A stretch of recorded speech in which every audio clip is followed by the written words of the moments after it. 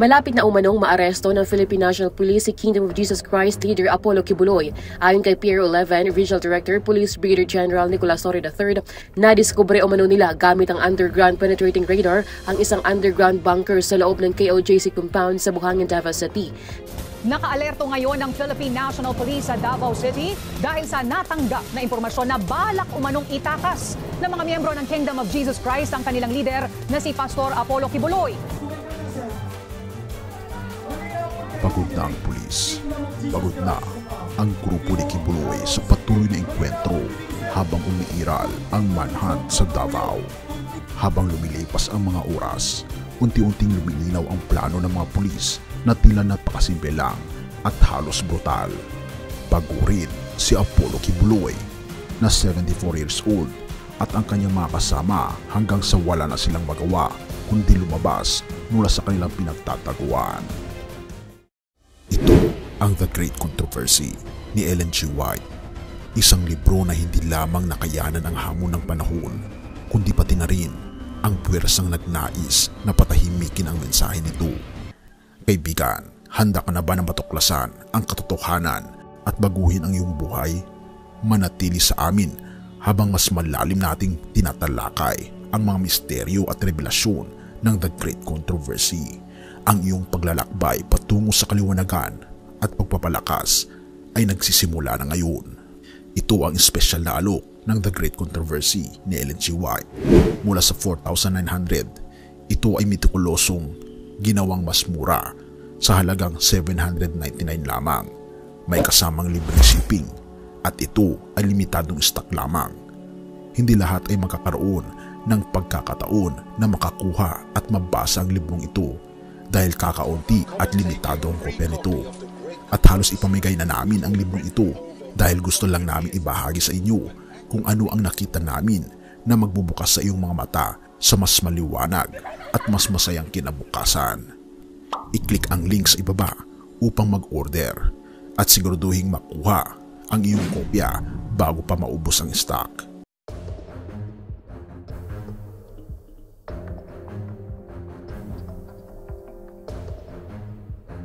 Nagsama-sama ang mga tagasunod ng puganteng pastor na si Apollo Kibuloy sa Kingdom of Jesus Christ compound habang ang kanilang malakas na panalangin ay humahalo sa mabigat na tensyon sa ere. Noong gabi ng Sabado, August 24, isang kakaibang palabas ng pananampalataya at kawalan ng magawa habang patuloy na hinahalughog ng mga pulis ang malawak na lugar para hanapin ang kontrobersyal na lider ng relihiyon at ang kanyang apat na kasamahan na lahat ay nahahanap dahil sa mga kasong pang-aabuso sa bata at human trafficking. Mahigit 24 oras na ang nakakalipas mula nang simulan ng mga 2,000 na mga pulis sa pangungunan ni Brigadier General Nicolas Torre III, hepe ng pulisya ng rehiyon ng Davao. Ang paghahanap sa KOJC compound malapit sa Francisco Bango International Airport ng Davao. Subalit sa kabila ng malaking puwersa ng pulisya, wala pa rin malinaw na senyales na ang alinman sa mga pugante. Si Kibuloy, ang magkapatid na Sylvia at Crescente Canada, Jacqueline Roy at Sylvia Camanyes ay nasa loob ng nasabing lugar. Ika pa sa mga ulat, ang isa sa mga kasama ni Kibuloy, si Pauline Canada, ay naaresto noong Hulyo at kasalukuyang nakakulong sa Pasig. Mayroon kaming mga informante sa loob. Hindi lang namin siya matagpuan dahil sa maayos silang galaw sa loob ng compound. Sabi pa ni Torre, ayon sa Mindanao Times, naglalaro ng tagu-taguan ng mga pulis sa loob ng 30 na hektaryang property na may komplikadong struktura kasama na ang tunnel, underground na espasyo at mga daanan, isang hangar na may daanan papunta sa Davao Airport, isang campus ng paaralan at isang hindi pa natatapos na arena na may sukat na 5 hektarya na dinisenyo para maglaman ng mahigit 70,000 na tao. Sinabi ni Torre na kailangan munang maging pamilyar ang mga pulis sa property at mga struktura nito noong Sabado para makapagresponde sila ng mas mabilis sa mga susunod na paghahanap. Ang paghaharap para sa tinatawag na hinirang na anak ng Diyos ay malinaw na nagsisimulang pagurin ang parehong mga pulis at ang mga tagasunod ng KOJC. Ang mga larawan ay pinapakalat ng mga taga-suporta ni Kibuloy ay nagpapakita ng mga pagod na pulis na natutulog na kahit saan.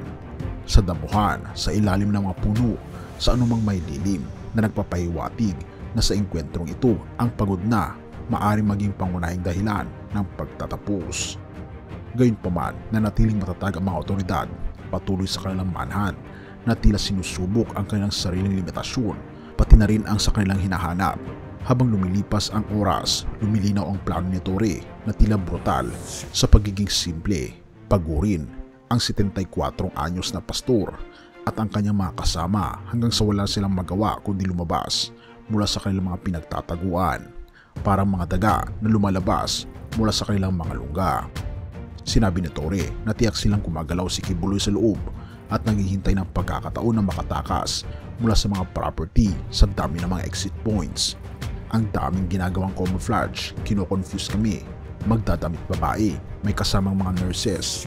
Nandyan ang mga informant natin kaya hinihintay namin siya hanggang magkalinaw ang kanyang kaisipan.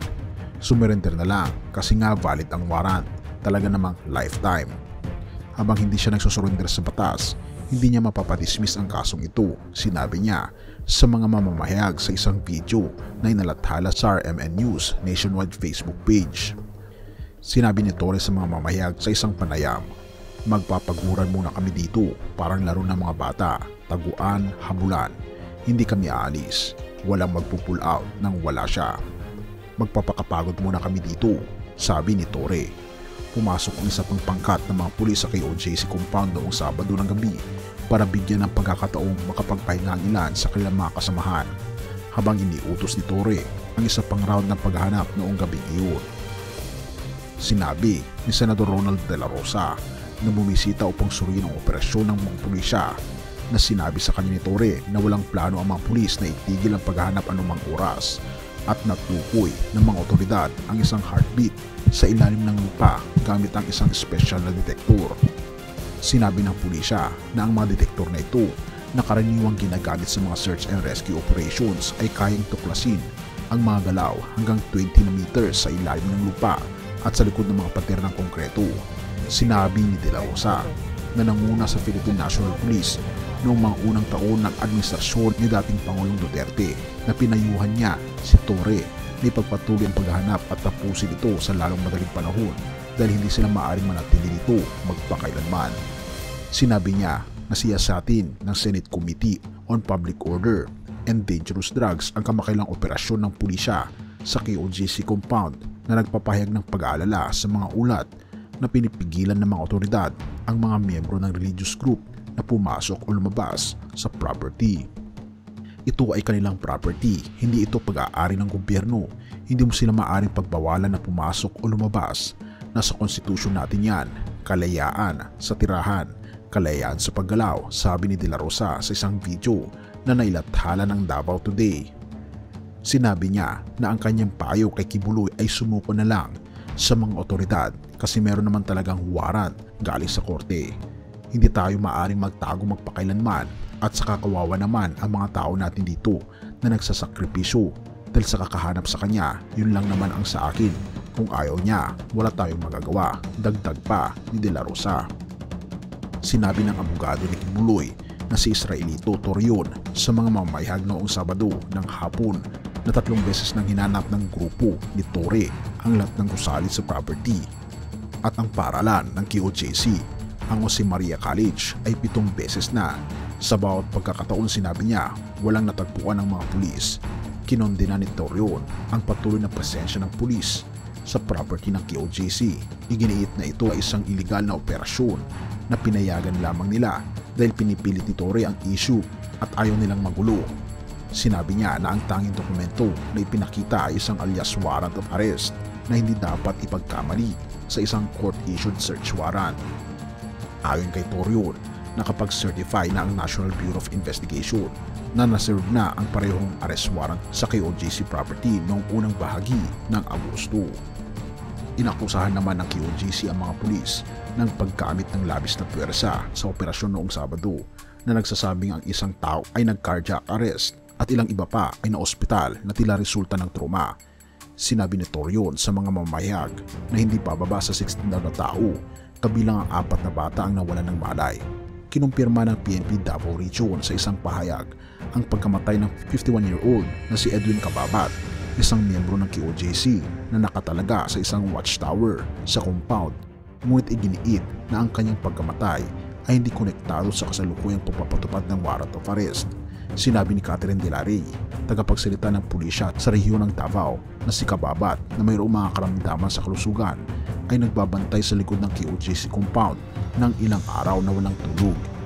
Sinabi ng pulisya na dinala si Kababat sa Southern Philippine Medical Center bandang 5:56 ng umaga, ngunit siya ay diniklara na dead on arrival. Ayon kay Dr. Tyrone Troy Javier, ang Police Regional Office ay nagpahayag ng malalim na pakikiramay sa pagpanaw ni Ginoong Kababat at binigyang diin na tinutupad lamang nila ang kanilang tungkulin sa pagpapatupad ng warrant of arrest para kay Pastor Apollo Kibuloy na umiiwas sa pagpapatupad ng batas. Hinihikayat namin ang publiko na maunawaan ang konteksto ng sitwasyong ito at ang pagsisikap na ginagawa ng pagpapatupad ng batas upang mapanatili ang batas, bahagi ng pahayag ng pulisya. Ang mga aligasyon laban sa isang pastor na kinakaharap ngayon ay nagdudulot ng malaking kalituhan at pagkakabahala sa ating pamayanan ng pananampalataya, at ang paratang ng pang-aabuso at human trafficking ay seryosong mga issue na dapat harapin ng may pananampalataya at katarungan. Bilang mga Kristiyano, mahalagang tignan natin ang sitwasyong ito sa liwanag ng mga araw ng Biblia. Narito ang ilang mga pagninilay-nilay mula sa banal na kasulatan na makakatulong sa atin na maunawaan ang mga isyong ito. Sa Mateo 7 verse 15 to 16, binalaan tayo ng ating Panginoon Jesus tungkol sa mga huwad na propeta. Mag-ingat kayo sa mga huwad na propeta. Lumalapit sila sa inyo na parang mga tupa, ngunit sa loob ay mababangis na lubo. Makikilala niyo sila sa kanilang mga gawa. Una, binabanggit ng banal na kasulatan ang panganib ng huwad ng mga guro at propeta. Ang babala ng ating Panginoon Jesus ay napapanahon at mahalaga, lalo na sa konteksto ng mga aligasyon laban kay Apollo Kibuloy. Ang mga lider ng simbahan na dapat sayang mga halimbawa ng kabanalan at katotohanan ay maaaring maging mga pinagmumulan ng panlilinlang at kasamaan. Ang kanilang mga gawa sa halip na ang kanilang mga salita ang tunay na salamin ng kanilang pagkatao. Kung ang isang lider ng simbahan ay nasangkot sa mga gawain tulad ng pang-aabuso at human trafficking, malinaw na sila ay hindi sumusunod sa katuruan ng ating Panginoon Kristo. Sa halip ay pinapayagan ang kasamaan na maghari sa kanilang mga puso. Kaya nga naman, may pananagutan sila. Santiago 3 verse 1, mga kapatid ko, huwag maging guro ang marami sa inyo, sapagkat alam ninyo na tayong mga guro ay hahatulan ng mas mahigpit. Ang mga pastor at mga lider ng simbahan ay may espesyal na tungkulin at pananagutan sa harap ng ating Panginoong Diyos at ng kanilang mga kapwa mananampalataya. Sila ang mga tagapaglingkod ng ating Panginoong Diyos na dapat magbigay ng halimbawa ng kabanalan, karunungan at katapatan. Kapag ang isang pastor ay nasangkot sa seryosong kasalanan tulad ng pang-aabuso, ito ay hindi lamang pagkakasala sa batas ng tao, kundi pati na rin sa batas ng ating Panginoong Diyos. Ang mataas na pamantayan ng paghatol ay nararapat sa kanila dahil sa kanilang responsibilidad na manguna sa pamayanan ng pananampalataya. At kailangan natin isaalang-alang ang katarungan para sa mga biktima na binabanggit sa awit 82 verse 3 to 4. Ibigay ang katarungan sa mahina at sa mga ulila. Ingatan ang karapatan ng mga mahihirap at mga api. Iligtas ang mahihina at ang nangangailangan. Palayain sila mula sa kamay ng masasama. Ang mga biktima ng pang-aabuso ay nangangailangan ng hustisya at ang ating Panginoong Diyos mismo ang nagtataguyod ng katarungan para sa mga naapi. Bilang mga tagasunod ng ating Panginoong Kristo, tayo ay may tungkuling kumilos para sa katurungan upang ang mga nagkasala ay managot sa kanilang mga gawa at upang magbigay ng kaligtasan at pag-asa sa mga nasaktan. Ang paggawa ng tama at pagtalima sa kalooban ng ating Panginoong Diyos ay nagmumula sa ating pagkilala na ang bawat tao ay nilikha sa kanyang wangis at karapat-dapat ng dignidad at proteksyon. At kailangan ng pagkilala sa kasalanan at pagsisisi. Unang 1 verse 9. Kung ipapahayag natin ang ating mga kasalanan, siya ay tapat at makatarungan upang patawarin tayo sa ating mga kasalanan at linisin tayo sa lahat ng kalikuan. Kung ang isang nagkasala kahit isang lider ng simbahan ay tunay na nagsisi at humihingi ng kapatawaran, ang Diyos ay handang magpatawad. Gayunpaman, ang tunay na pagsisisi ay hindi lamang sa salita kundi sa gawa. Ito ay nangangailangan ng pagbabagong buhay at pagsisikap na itama ang mga maling nagawa. Ang mga aligasyon ng pang-aabuso at human trafficking laban kay Pastor Apollo Kibuloy ay seryosong kailangan ng masusing pagsusuri at pagkilos mula sa ating mga Kristiyano. Tayo ay tinatawag ng ating Panginoon Diyos sa liwanag, sa gitna ng kadiliman. Magdala nawa tayo ng hustisya sa mga naapi at magbigay ng pag-asa sa mga nawawalan ng pag-asa. Sa huli, ang ating layunin ay ipakita ang pag-ibig ng ating Panginoong Diyos, ang kanyang katarungan at ang kanyang kapangyarihan na magdala ng tunay na pagbabago sa buhay ng bawat isa. Sa kabila ng mga pagsubok na ito, magtiwala tayo mga kaibigan sa ating Panginoong Diyos lamang, at siya ang magbibigay sa atin at magpapatuloy ng kapayapaan sa ating mga puso. Purihin ang ating Panginoong Diyos at salamat kaibigan sa iyong panonood. Tayo'y manalangin. Ama naming banal, mga Panginoon naming Diyos, tulungan niyo po kami, Panginoon, na makita at masilayan ang katarungan. Tulungan po, Panginoon, ang mga naapi sa gitna ng mga pang-aabuso. Ang mga nang-aabuso rin, Panginoon, tulungan niyo po sila na magbago at sila po, Panginoon, ay sumuko upang sa ganoon ay magkaroon sila, Panginoon, ng pagbabago. Ipakilala, Panginoon, ang aming Panginoon Kristo sa mga nang-api at mga naapi. Gabayan niyo po, Panginoon, ang mga pulisya na ngayon ay nasa compound ng KOJC. Tulungan niyo po sila, Panginoon, na mahanap ang katarungan. Gayon din, Panginoon, ang mga nasaktan sa mga KOJC members at ang kanilang pamilya. Ang mga KOJC members din, Panginoon, tulungan niyo po sila makita ang katotohanan. Gayon din, Panginoon, si Pastor Apollo Kibuloy kasama ng kanyang mga kasama na nawa po ay masilayan nila ang liwanag at makita po nila, Panginoon, ang mga kamalian na kanilang nagawa at magsisi sa kanilang mga kasalanan. Salamat, Panginoong Diyos, sa inyo pong patuloy na pag-aalaga sa amin at patuloy na pag-iingat sa amin, at patawarin po kami sa lahat ng aming pagkukulang at pagkakasala, sapagkat ito ang isang hiling sa matamis na pangalan ng aming Panginoon Jesus. Amen.